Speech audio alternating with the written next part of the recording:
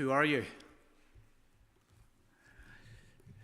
Camilla Harris has been wrestling with that question, hasn't she, as she's sought to gain the presidency. She recognizes she's come late to politics, and people do not really know who she is. In a recent interview, she has said that as she sought to promote her views and policies, she sought to give people an idea of who she is. She sought to, she said, give them a frame and place herself within that frame so that when they see her, they will recognize who she is. Now, whether she's been successful in doing this is up for question and debate, isn't it? Some of her claims have been analyzed, questioned, and disputed. For many in America, they're still asking this question about her. Who are you?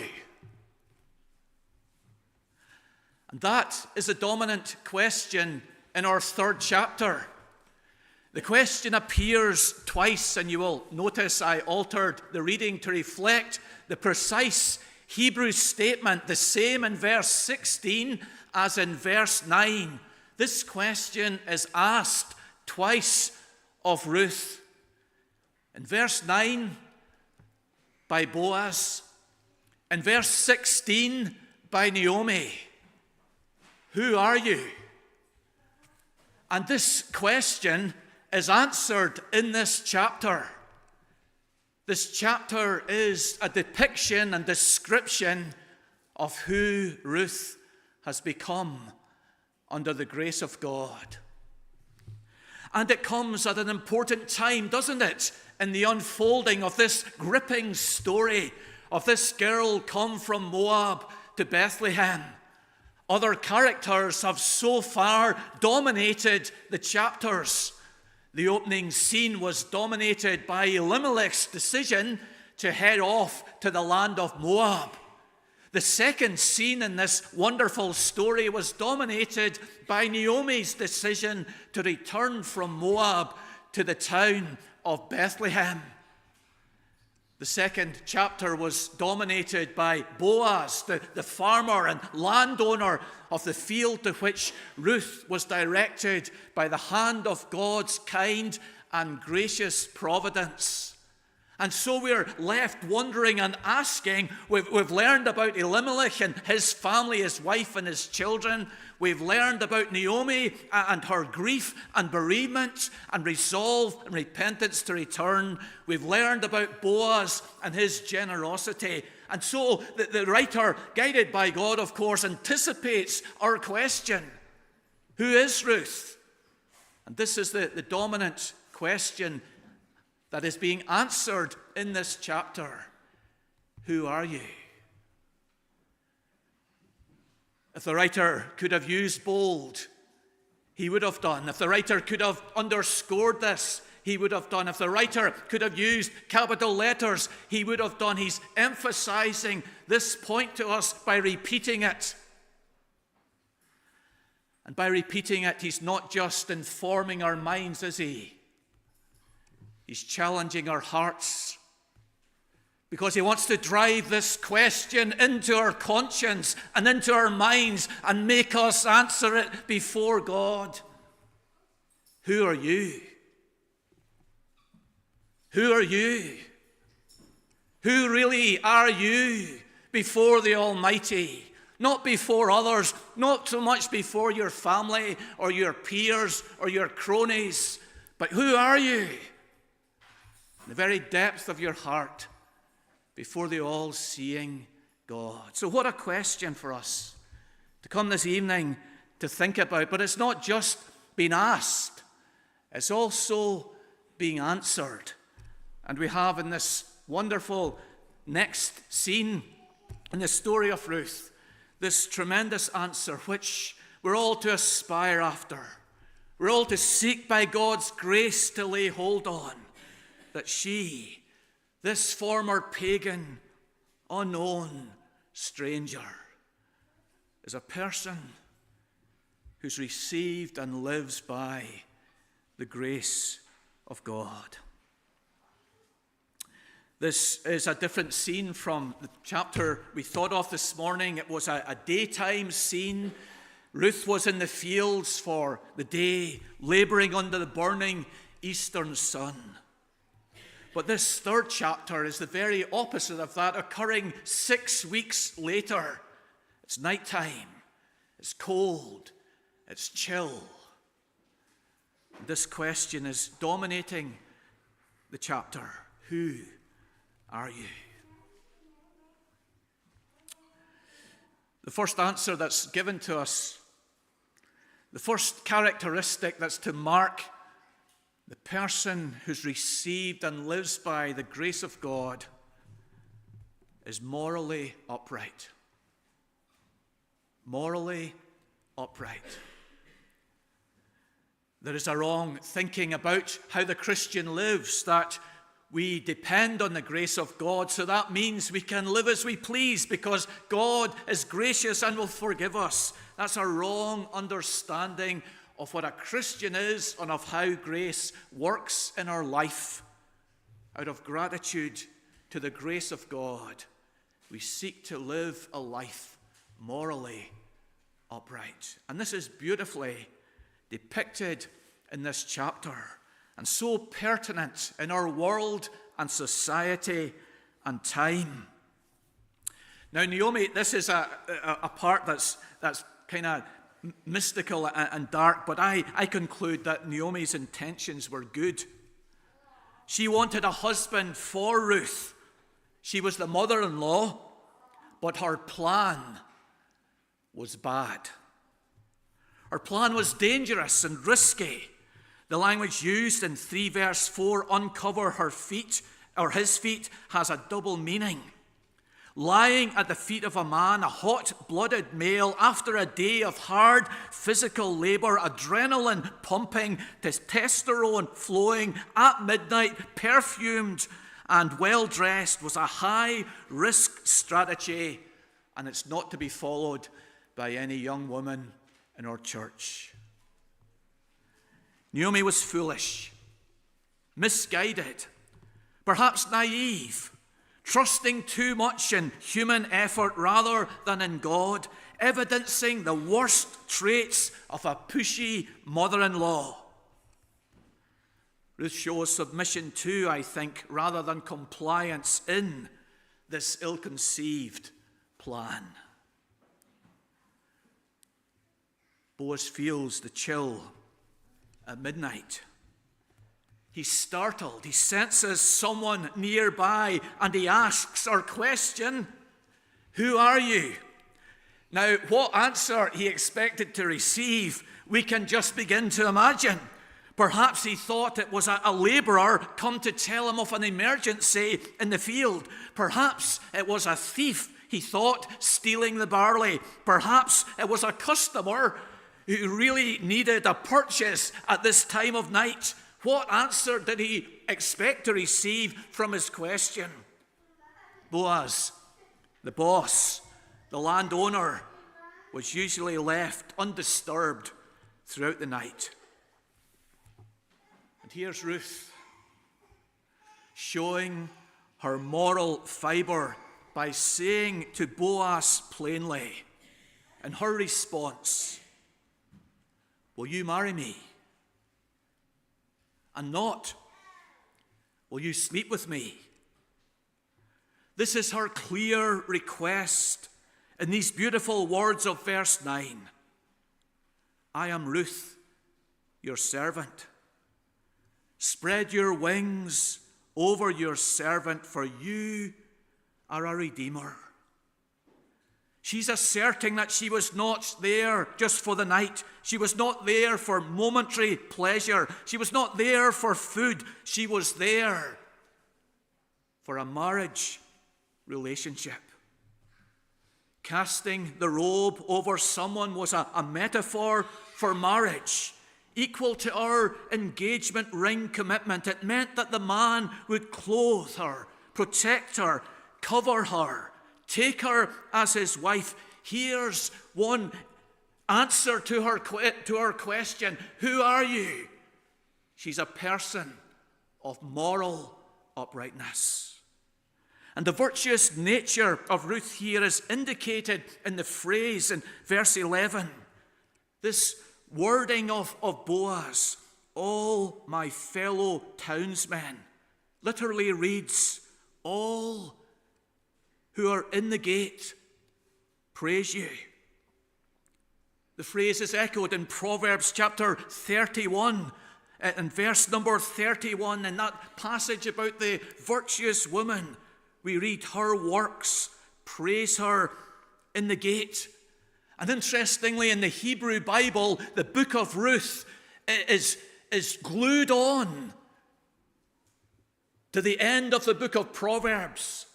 So that as you read the Hebrew Bible, you finish Proverbs 31, and then you're into the Book of Ruth, as if the order is saying, do you want an example of the virtuous woman? Well, there it is in the life of Ruth. And the two terms are linguistically the same. Proverbs 31:31 and 3:11, in the gate. Everyone praises the moral integrity and fiber of this girl. And then there's Boaz. The passage emphasizes that the moral life and integrity and fiber of Boaz is mirrored, is mirrored in Boaz. And this is seen and emphasized in two ways. First, in the term that's used to describe them. The phrase worthy in verse 11 is the very same phrase that's already been used of Boaz in chapter 2, verse 1. He was a worthy man, 2 verse 1. She is a worthy woman, 3 verse 11. They were people of uprightness, integrity. Her moral fiber was mirrored by his moral fiber. Here are people of grace. This is how grace receivers live. They live with moral integrity. And the second comparison here is in the actions. Boaz has temptation dumped on him here. A beautiful, perfumed woman in the middle of the night at his feet alone. But what's the first thing he thinks about? What's the first words out of his mouth in verse 10? God. God. Any tension and any unease and any embarrassment and any temptation is dissipated just like that. He starts talking about God. The man who lived well in private, cared for his laborers in this moment of awkwardness, dispelled the temptation by talking about God. Perhaps he had a smirk on his face as he viewed the scene and thought immediately, well, that's the mother-in-law meddling in our relationships here. It's written all over it. Naomi's written all over this whole scene. As we look at the big picture, God's amazing story of grace towards his people, and his provision of a bride for his son, Jesus Christ. Commentators, primarily Sinclair Ferguson, sees in this even the most ill-conceived plan and scheme of Naomi one more picture of our Redeemer who goes to sleep in the sepulchre of death. In that moment, his bride is created. He draws echoes to Adam at the very beginning, going to sleep. And in his sleep, his bride is formed. That picture is revisited here and carries the Old Testament church to the very moment The Son of God, the Redeemer, comes for his bride. But here is this expression, this first answer to our question, who are you? A person of moral integrity is in Ruth and mirrored in Boaz. This is the type of man we want to be, isn't it? Men, a man who'll be kind to women, a man who'll be pure with women. Boaz didn't abuse his power here. He didn't exploit the indebtedness of Ruth, the vulnerability of this young woman to him or before him in any way. And what a promise for us is here, that here's a man who evidently in his heart, in his private life, in the times, in secret on his own, who lived uprightly, who lived purely, and in this moment of temptation sprung upon him, dumped on him in the middle of the night, he responded, strengthened by God's grace. And so as you and I seek to live when no one else sees us in an upright way, God will keep us in times of unexpected temptation. And for the young people, what a wonderful example there is here of this compatibility between Boaz and Ruth. They were matched. What one writer speaks about them, Ian Duguid, he says, theirs was a character match, not a love match. I think the love was there, but it was based on the character match. He was worthy. She was worthy. He had moral fiber.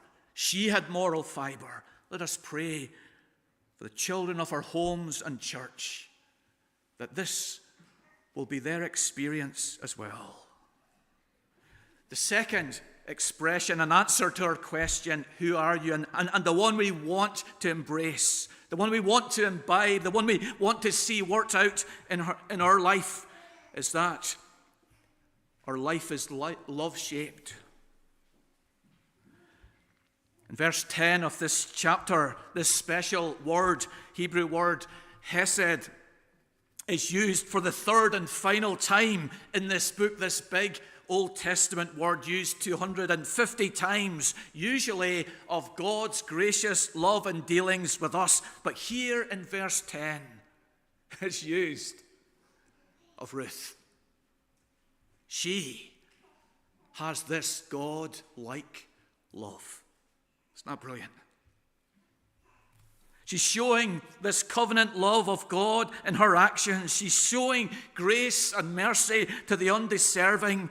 It's displayed primarily towards Naomi and her family, and Ruth setting aside her own plans and adopting Naomi's scheme to marry Boaz to meet the needs of her family. Naomi needs a redeemer to deliver her from poverty and carry on the family name and inheritance. Her bank balance is low. Her inheritance is on the line. It's going to disappear and go to someone else. She's facing extinction. She needs Ruth to secure her survival, and Ruth loves her like God loves us and is willing to marry the family redeemer to provide financial security and perpetual inheritance. Perhaps Boaz wasn't her first choice. Maybe he was much older than her, as he seems to indicate in their conversation. He was a boss. He was upper class. He was an Israelite. But out of love, God-like love, to Naomi, she was willing to adopt her plan. And Boaz recognizes this in verse 10. You see his language here. This last kindness is greater than the first. This is incredible, isn't it? Here's someone who's come recently to faith in Jesus. Someone not brought up in a Christian home, we might say.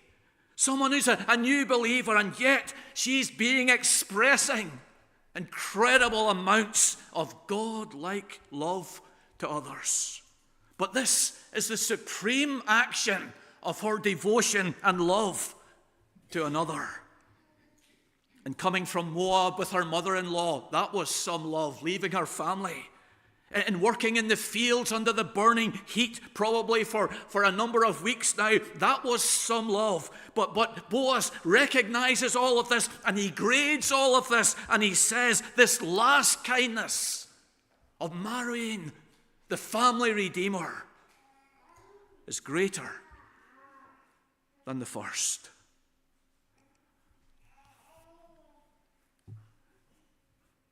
In using this special covenant word, Boaz is recognizing the type of love that Ruth has. It's a love like God's love for the poor, for the undeserving, for the needy.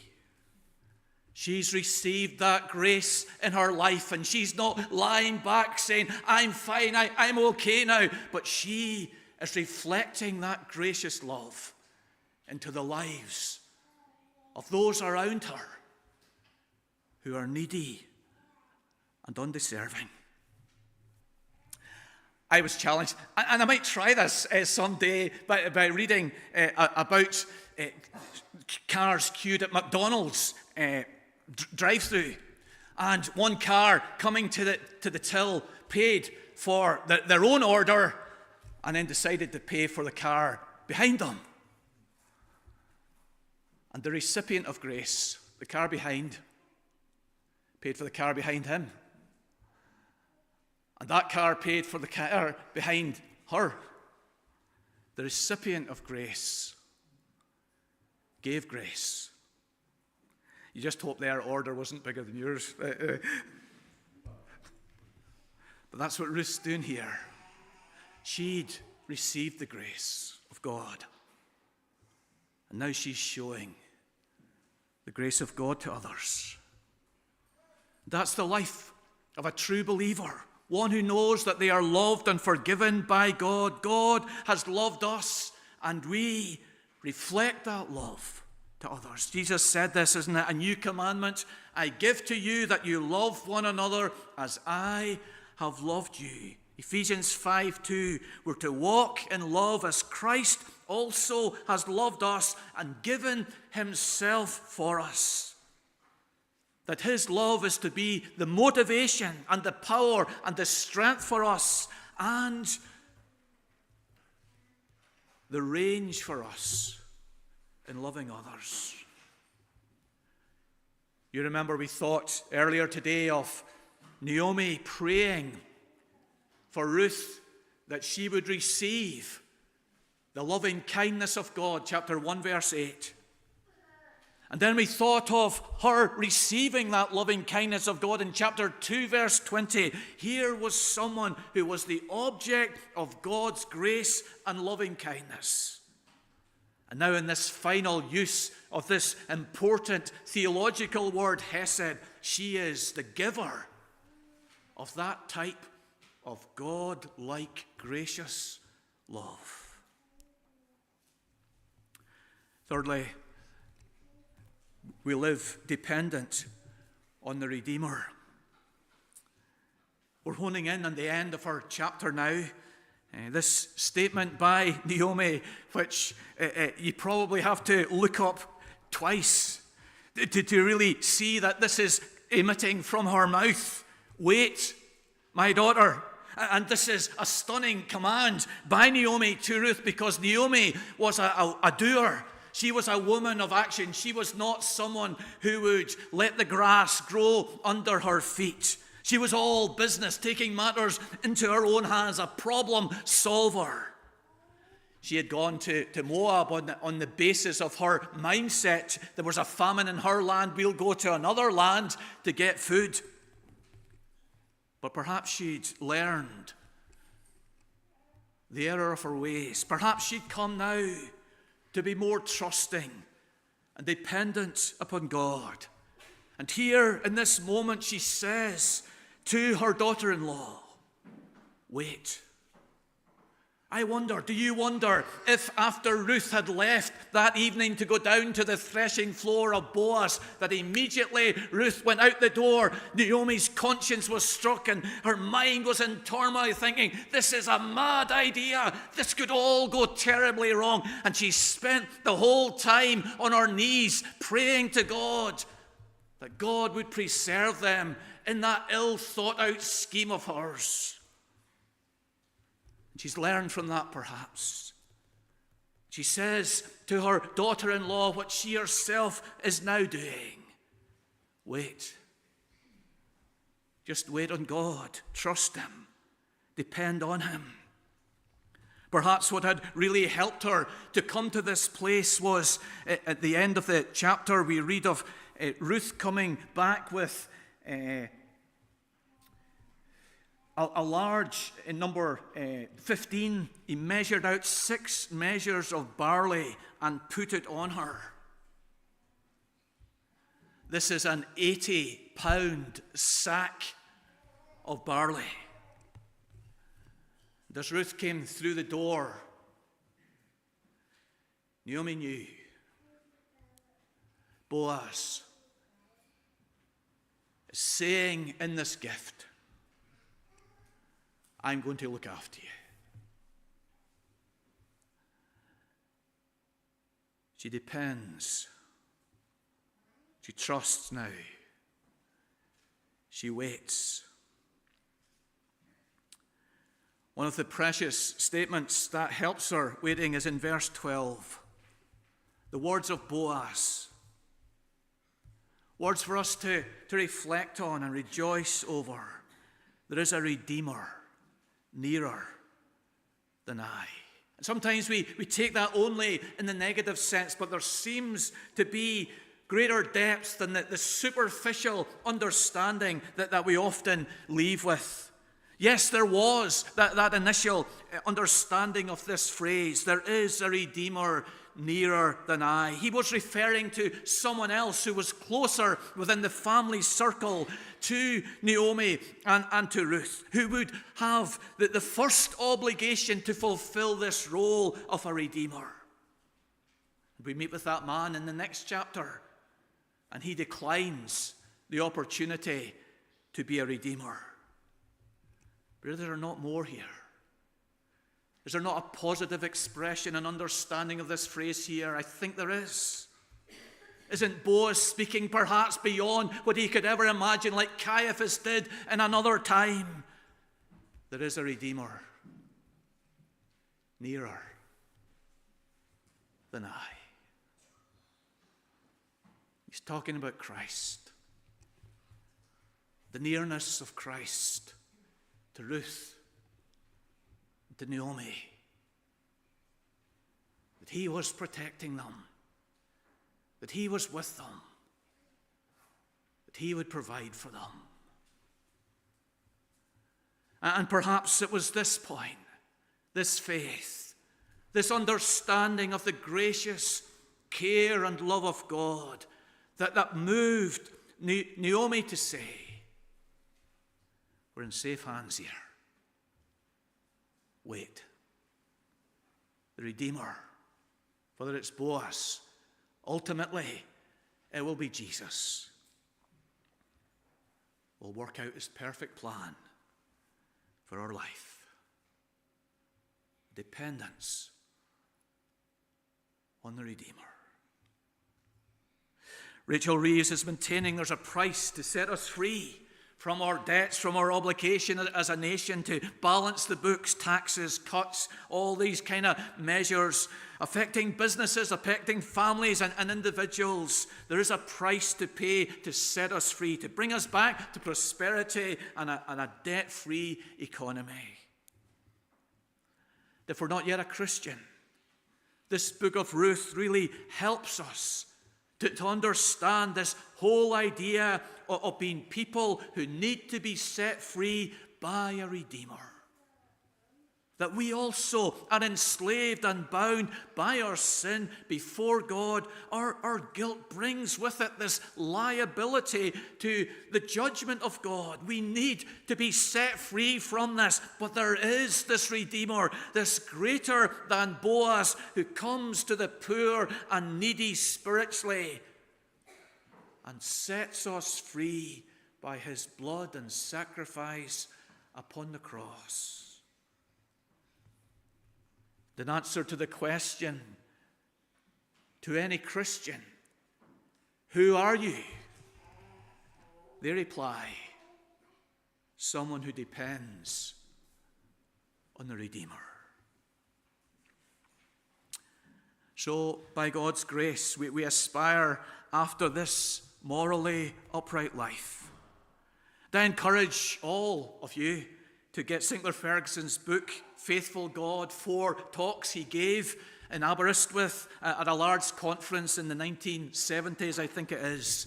But especially the part that he has wise and insightful application on being morally upright. Eddie Jones, the former manager of the England rugby team, in his biography, he reflects on getting his team with all the effort, the work, the sweat, the labour, to the World Cup final. This team lost. And he said, I nearly got it right. In that moment of testing, he nearly got it right. But here's Boaz here. It is his moment of testing. He did get it right. And Ferguson will help us there. And the Book of Ruth will help us there. The Jesus-shaped life. The grace receivers to be grace givers. Does anyone describe you as kind? Camilla Harris, probably not be mentioning her after this week. Maybe I will be. Camilla Harris, she objects to people comparing her to Barack Obama. And she says, I have my own legacy. Don't define me by something that a man did. But Christians are to be defined by something that a man did.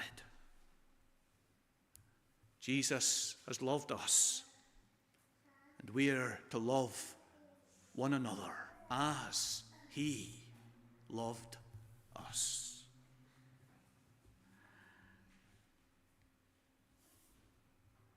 Redeemer dependent. Some of us go looking for it, and some wait for it to call us up.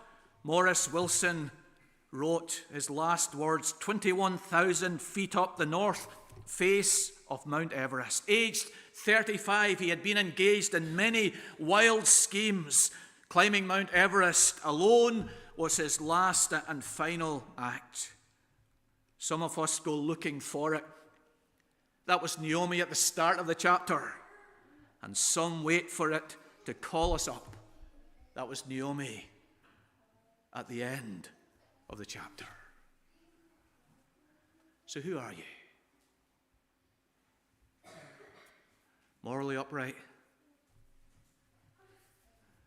love-shaped,